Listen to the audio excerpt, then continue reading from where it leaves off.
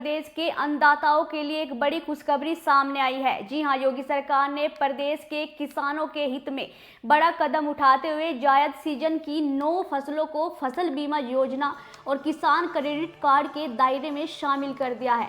अब किसान मूंगफली, मक्का, मूंग, उड़द, पपीता, लीची, तरबूज, खरबूज और आंवला जैसी फसलों पर भी मौसम की मार या अन्य प्राकृतिक आपदाओं के समय राहत पा सकेंगे।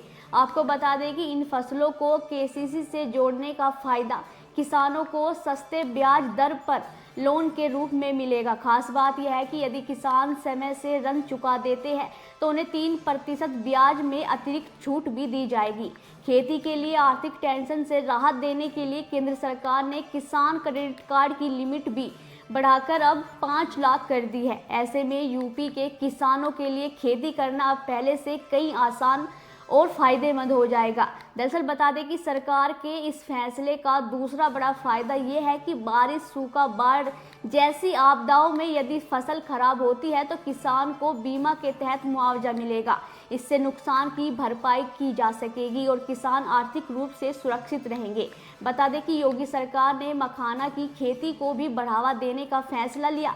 मखाने को स्केल ऑफ फाइनेंस में शामिल कर किसानों को लोन की सुविधा दी जाएगी। किसान अब खरीफ की और रबी की फसलों के साथ मखाने की खेती के लिए भी आसान लोन प्राप्त कर सकेंगे। योगी सरकार ने मुख्यमंत्री स्वदेशी गौ संवर्धन और प्रगतिशील पशुपालन प्रोत्साहन योजना के तहत पशुपालकों के लिए भी सहायता प्रदान की है। अब गिर, साहिवाल, हरियाणा और थारपारकर नस्ल की स्वदेशी गायों पर सरकार अनुदान देगी। यदि कोई पशुपालक बाहर से 2 गाय खरीदकर यूनिट लगाता है तो उन्हें 40% का अनुदान मिलेगा।